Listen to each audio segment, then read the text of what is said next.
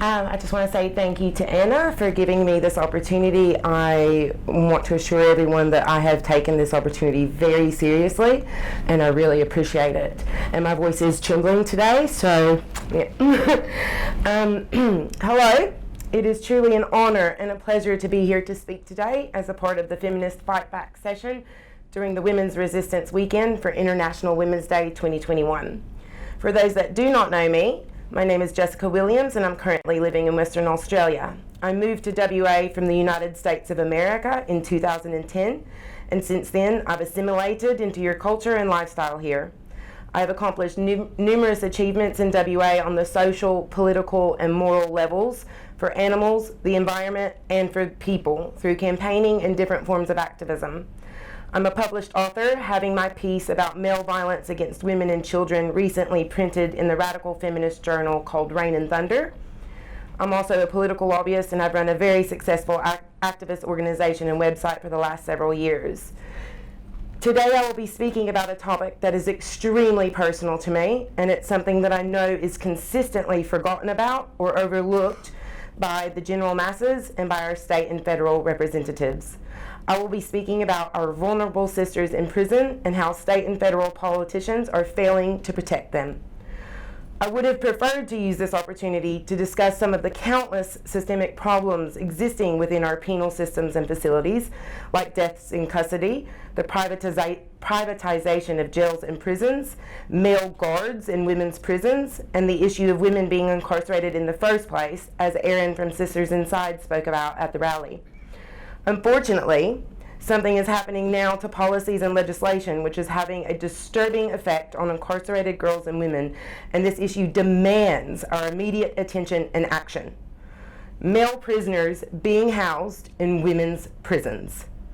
Men can already claim us, women, as an identity in everyday life, but now they can claim to be a woman and be placed and treated as a woman inside prisons and jails. It's something I never could have imagined happening. Our state and federal politicians failed children, girls, and women in a monumental way by ever giving an inch on policies and laws that clearly define protections and provisions based on biological sex.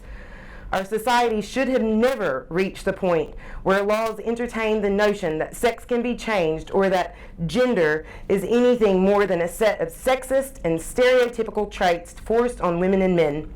Yet we did, and now look where we are. What is being done to our vulnerable sisters in prison is wrong, and it is unforgivable. The reason this issue is so personal and important to me is because when I was 17 years old, I spent the better part of a year locked up in numerous county jails, as they are referred to in America, and 2 different prisons. The first prison was maximum security, the North Carolina Department of Corrections. I had been convicted of nonviolent crimes, and they were my first offenses, but nevertheless, there I was, absolutely petrified, extremely vulnerable, and placed as an adult. It was hell on earth, and I genuinely thought I was going to die there. Thankfully, someone had realized I wasn't supposed to be in Max, and I was eventually moved to the minimum security prison to finish my sentence. Even though female prisons are far less violent than male prisons, hierarchies still exist, and I was at the bottom of the one at Fountain Correctional Center for Women, which is now permanently closed, I'm happy to report. Due to my age, 17, and the fear that resonated off of me, I was threatened on a regular basis, and my belongings were often taken by other prisoners. I do not hold ill will against those women, never have, especially the long-termers, because something happens to you in prison when you're removed from everyone you hold dear and everything you're familiar with and accustomed to. You have to adapt to your surroundings to survive. Privacy and dignity do not exist in prison.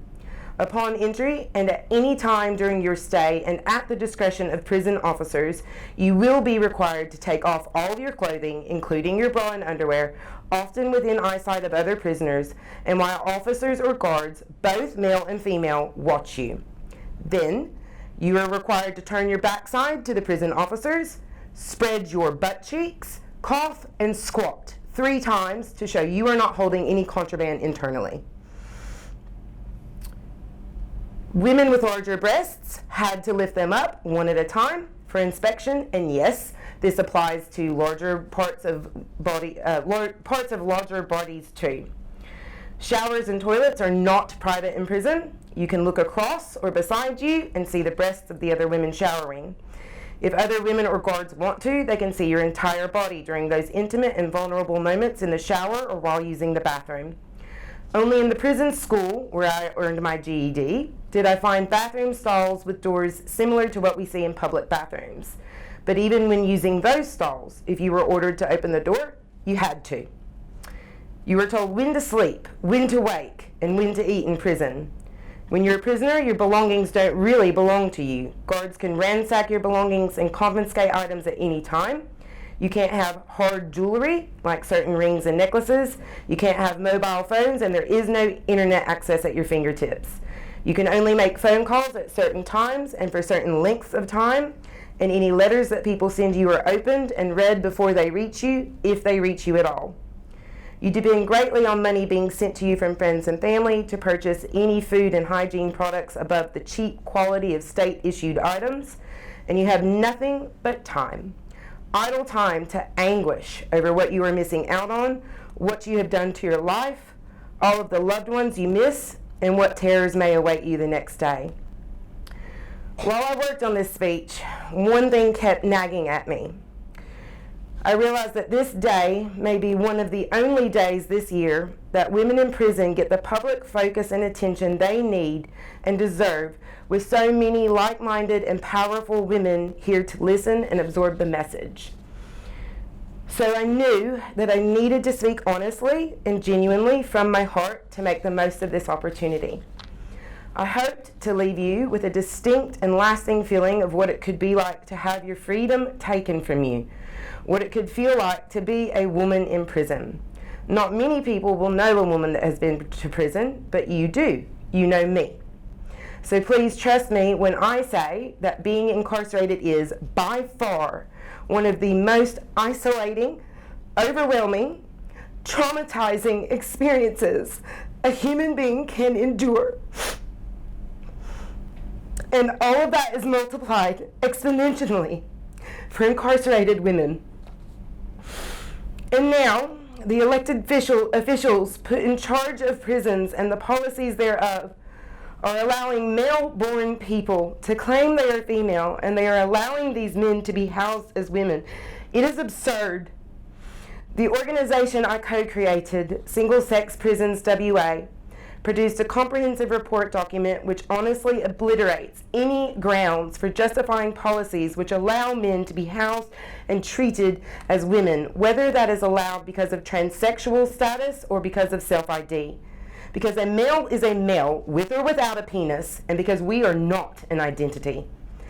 Single Sex Prisons WA holds principles which include the support for provisions to address at-risk gender-diverse prisoners, because we are well aware of the risks associated with a male that has breasts being housed with other males.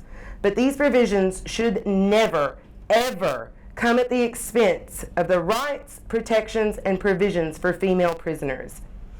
The overwhelming majority of incarcerated women are locked up for nonviolent crimes, and many for the failure to pay fines. And of the women convicted of violent crimes, many of them are in prison because they finally found the capacity to defend themselves against violent men. The dilemma of where to house at-risk trans-identified males is not a female problem. It is not a female prison problem. It is a male prison problem, a male problem. These policies, like COPP 4.6 and 7.5 in Western Australia, are not only a perversion of law, order, and facts and reality, but they are a clear, unlawful, and immoral breach of our sex-based rights and protections, and what is happening in WA mirrors what is happening to women in prisons across the globe. The Correctional Service of Canada, CSC, implemented an interim policy following the addition of gender identity to the Canadian Human Rights Act in 2017, whereby prisoners are placed according to their gender identity unless, quote, there are overriding health or safety concerns which cannot be resolved, end quote. However, in practice, Considerations of the safety of female prisoners rarely influence a decision of whether or not to house a male in the female estate. The CSC does not take into account the reasons for or duration of transition, and there is no requirement for either surgery or hormone treatment in order to transfer to the female estate. This is consistent with reports from women in prison that the male offenders housed with them still have fully functioning and unaltered male bodies. Definitive data on the male prisoners in Canada's women's estates is difficult to obtain. However, estimates are that 50% of all requests for transfers from the men's to the women's federal prisons are from sex offenders. Heather Mason, former Canadian federal prisoner and advocate for women in prison, is slowly compiling data on the number of male prisoners in women's prisons and the crimes they have committed. Her research indicates that there are at least 14 males in women's federal prisons. In the UK, a judicial review is underway at the High Court over the Ministry of Justice's policy of placing trans-identified males in women's prisons. The current policy is being challenged by a female prisoner that was allegedly sexually assaulted behind bars in 2017 by a trans-identified male. An open letter calling upon the government to keep prisons single-sex, spearheaded by Dr. Kate Coleman of Keep Prisons Single Sex UK, has signatures from barristers, prison officers, former prison governors and managers, former psychologists, a retired parole review manager, and the retired former prison governors of Scotland's outgoing female prison.